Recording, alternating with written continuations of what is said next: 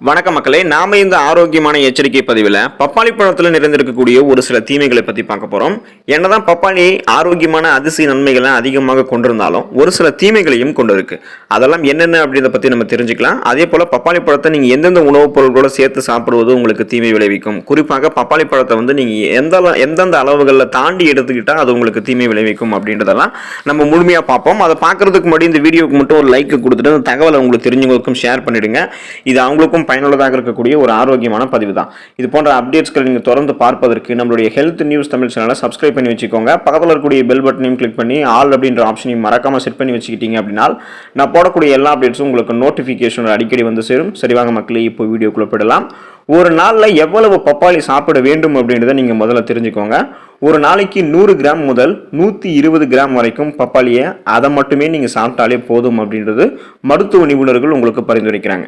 இதை விட நீங்கள் அதிகமாக பப்பாளி சாப்பிட்டீங்கன்னா அது உங்களுக்கு பலன் கொடுக்கறதுக்கு பதிலாக தீங்குகள் தான் கொடுக்கும். இது தவிர பப்பாளி இலையினுடைய ஜூஸை நீங்கள் குடிக்கிறீங்க அப்படின்னா தினமும் 5-6 ஸ்பூன்கள் மட்டுமே குடிச்சாலே போதும். பப்பாளியை நீங்கள் எப்போதும் சாப்பிடுவதற்கு உகந்த நேரமாக எது இருக்குன்னா 2-3 மணி நேரத்திற்கு முன்னாடி அல்லது அதுக்கப்புறம் நீங்கள் சாப்பிட்டு முடிச்சதுக்கு அப்புறம் 2-3 மணி நேரத்துக்கு அப்புறம் தான் நீங்கள் சாப்பிடணும். இல்லை நீங்கள் காலை உணவுகளை இப்போ எடுத்துக்கிறீங்க அப்படின்னா அதுக்கு முன்னாடி 2-3 மணி நேரத்துக்கு முன்னாடி சாப்பிட்றணும். அல்லது இப்போ நீங்கள் மதிய உணவு எடுத்துக்கிறீங்க அல்லது காலை உணவு எடுத்துக்கிறீங்க அப்படின்னாலும் உணவுகளை சாப்பிட்டு முடிச்சதுக்கு அப்புறம் ஒரு 2-3 மணி நேரத்துக்கு அப்புறம் நீங்கள் உணவுகள் எடுத்துக்கலாம். அந்த முன்பின் நேரம் அது ரொம்ப ரொம்ப முக்கியம். அதுக்கு இடையிலே நீங்கள் சாப்பிட்டுட்டீங்க அப்படின்னா அது உங்களுக்கு ஒருவேளை சைடு எஃபெக்ட் விளைவிக்கலாம். மிதிமிஞ்சிய பப்பாளி உணவு குழாயை உங்களுக்கு சேதப்படுத்தும். அதாவது அதிகமாக பப்பாளி கிடைக்குது அப்படின்றதுக்காக நீங்கள் அதை சாப்பிட்டுட்டீங்க அப்படின்னா அதிகமாக சாப்பிட்டு இருக்கும்போது அது உங்களுக்கு கடுமையான உணவு குழாய் சேதத்தை ஏற்படுத்தும். பப்பாளியில லேட்டெக்ஸ் மற்றும் பாப்பைன் என்ற கலவை இருக்கு. இது கார்போஹைட்ரேட், கொழுப்பு மற்றும் புரதத்தை உடைக்கிறதுக்கான வேலையை செய்யுது. ஆனால் அதிகப்படியாக நீங்கள் பப்பாளியை சாப்பிடுவது தொண்டைக்கு சேதம் விளைவிக்கக்கூடிய அபாயத்தை உங்களுக்கு அதிகரிக்கும். அது உணவு குழாய் இருக்குங்க இல்லையா, அதை சுருங்க செய்யக்கூடியும் அப்படின்றதையும் கண்டுபிடிச்சிருக்காங்க. அதனால நீங்கள் அதிகமாக பப்பாளி சாப்பிடாதீங்க, அது உங்களுடைய உணவு குழாயை சேதப்படுத்தலாம். பப்பாளியை யாரெல்லாம் சாப்பிடக்கூடாது அப்படின்றத பற்றி நம்ம தெரிஞ்சுக்குவோம். ரத்தத்தை மெலிக்கக்கூடிய மருந்து எடுத்துக்கொள்பவர்கள் பப்பாளியை எடுத்துக்கூடாது. இப்போ சில மருந்துகளோட பப்பாளி உட்கொள்வது உங்களுக்கு சைடு எஃபெக்ட் ஏற்படுத்தலாம். குறிப்பாக ரத்தத்தை மெலிக்கக்கூடிய அல்லது பிளேட்லெட் எதிர்ப்பு மருந்துகள் நீங்க எடுத்துக்கிறீங்கன்னா அதிக அளவு பப்பாளி உட்கொள்வதற்கு முன்னாடி உங்களுடைய மருத்துவர் அணுகி ஆலோசனை மேற்கொள்ளணும். ஏன் அப்படின்னா இந்த பப்பாளி இருக்கக்கூடிய விட்டமின் கே ஆனது இது மருந்துகளுக்கு இடையூறை விளைவிக்கும். இதனால உங்களுக்கு கடுமையான சைடு எஃபெக்ட் ஏற்படலாம். உயர் புரத உணவுகள், ஹை புரோட்டீன் இருக்கக்கூடிய உணவுகளை நீங்க எடுத்துக்கொள்வதற்கு முன்னாடி பப்பாளி அது கூட சேர்த்துக்கூடாது.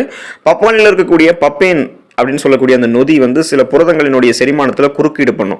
இறைச்சி போன்ற உயர் புரத உணவுகளை நீங்கள் எடுத்துக்கொள்ளும் போது இந்த நான்வெஜ் ஃபுட்ஸ் எல்லாம் எடுத்துக்கிட்டீங்கன்னா பப்பாளியை இணைக்கிறத நீங்கள் தவிர்க்கணும். ஏன் அப்படின்னா இது சிலருக்கு அஜீரணத்துக்கு வழிவகுக்கலாம், தோல் சார்ந்த பிரச்சனைகளையும் ஏற்படுத்தலாம். தயிரோட நீங்கள் பப்பாளி சேர்த்து சாப்பிடக்கூடாது. நீங்கள் பாலோடையும் தயிரை சேர்த்து சாப்பிடக்கூடாது. பாலை போலவே தயிர் மற்றும் பப்பாளியினுடைய கலவையானது தயிரோட பாலோட அந்த பால் பொருட்களோட சேர்க்கும் போது அது செரிமான அசௌகரியத்தை உங்களுக்கு ஏற்படுத்தும். அதை நீங்கள் தனித்தனியாக தான் எடுத்துக்கணும். ஒன்று நீங்கள் பார்த்தீங்கன்னா தயிர் எடுத்துறதுக்கு அப்புறம் நீண்ட நேரம் இடைவெளி விட்டதுக்கு அப்புறம் பப்பாளி எடுத்துக்கலாம், அல்லது அடுத்த நாள் கூட நீங்க எடுத்துக்கிறது ரொம்ப ரொம்ப நல்லது. ஏன்னா இது ஒன்னாங்க நீங்க சேர்த்து சாப்பிடும்போது கடுமையான செரிமானம் சார்ந்த பிரச்சனைகள் ஏற்படும், சருமம் சார்ந்த அலர்ஜி பிரச்சனைகளும் ஏற்படும்.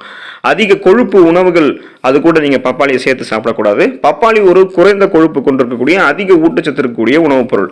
அதெல்லாம் அதிக கொழுப்பு இருக்கக்கூடிய உணவுகளோட நீங்க இந்த பப்பாளியை சேர்த்து சாப்பிட்டீங்க அப்படின்னா அது சிலருக்கெல்லாம் அஜீரண பிரச்சனைகள் ஏற்படுவதற்கு வழிவகுக்கலாம். பப்பாளி நீங்க அதிகமாக சாப்பிட்டீங்கன்னா உங்களுக்கு என்னென்ன சைடு எஃபெக்ட் ஏற்படும்னா தோல் எரிச்சல் அடையும், உங்களுக்கு ஒவ்வாமை அலர்ஜி ஏற்படும். அதே போல கருப்பை சுருக்கங்கள், கருச்சிதைவு ஏற்படுவதற்கான வாய்ப்புகளும் இருக்கு. கரோட்டினிமா அப்படின்னு சொல்லக்கூடிய தோல் நிறமாற்றம், உள்ளங்கால்கள் மற்றும் உள்ளங்கைகள்ல மஞ்சள் நிறம் தோன்றுதல் பிரச்சனையும் உங்களுக்கு ஏற்படும். வயிறு கோளாறு இருக்கும், மூக்கடைப்பு இருக்கும், சுவாசிக்கிறதுல சிரமம் அல்லது மூச்சு திணறல் போன்ற இந்த பிரச்சனைகள்லாம் உங்களுக்கு ஏற்படலாம்.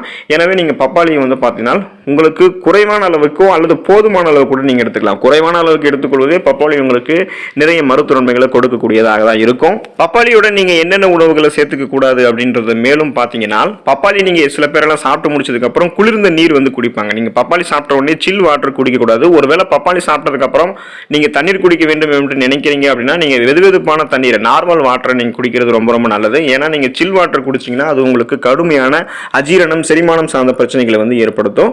பப்பாளியோட நீங்க வெள்ளரி பழம், அந்த வெள்ளரிக்காய் சேர்த்து சாப்பிடுறது வந்து நீங்கள் நிறுத்திக்கணும். ஏன்னா நீர் சத்து அதிகமாக நிறைந்திருக்கக்கூடிய வெள்ளரிக்காயானது பப்பாளியோட நீங்கள் சேர்த்து சாப்பிடும்போது அதில் இருக்கக்கூடிய நீர் சத்து வெளியேற்றப்படாமல் உங்களுடைய வயிற்றிலேயே தங்கி விடுவதால் வயிறு வீக்கம், வாயு போன்ற பிரச்சனைகள்லாம் உங்களுக்கு ஏற்படுவதற்கு வாய்ப்புகள் இருக்குது. அதனால் நீங்கள் வெள்ளரிக்காய் இருக்குங்க இல்லையா, வெள்ளரி பழத்தோட நீங்கள் பப்பாளி சேர்த்து சாப்பிடக்கூடாது. முட்டையே நீங்கள் பப்பாளியோட சேர்த்து சாப்பிடக்கூடாது. ஸோ முட்டை வந்து நீங்கள் புரோட்டீன் இருக்கக்கூடியது, அது நீங்கள் பப்பாளியோட சேர்த்து சாப்பிட்டீங்கன்னா அது உங்களுக்கு செரிமானம் சார்ந்த பிரச்சனைகளை ரொம்பவே எஃபெக்டாக அதிகமாக உங்களுக்கு வந்து ஏற்படுத்திடும். அதனால் முட்டையும் பப்பாளியும் வந்து நீங்கள் எடுத்துக்காமல் இருக்கிறது வந்து ரொம்ப நல்லது. ஸோ அஜீரணம், அதே போல் இந்த அஜீரணம் சார்ந்த பிரச்சனைகள் உங்களுக்கு ஏற்படுவதற்கு என்ன காரணம்னு கேட்டிங்கன்னா, பப்பாளியோட நீங்கள் சிட்ரஸ் அமிலங்கள் இருந்திருக்கக்கூடிய பழங்களை வந்து எடுத்துக்கக்கூடாது. இந்த எலுமிச்சை, ஆரஞ்சு, திராட்சை போன்ற சிட்ரஸ் அமிலங்கள் இருந்திருக்கக்கூடிய பழங்களானது உங்களுக்கு நீங்கள் பப்பாளியோட சேர்த்து சாப்பிட்டீங்கன்னா உங்களுக்கு கடுமையான அஜீரண பிரச்சனைகள், செரிமானம் சார்ந்த பிரச்சனைகள் ஏற்படுத்தும்.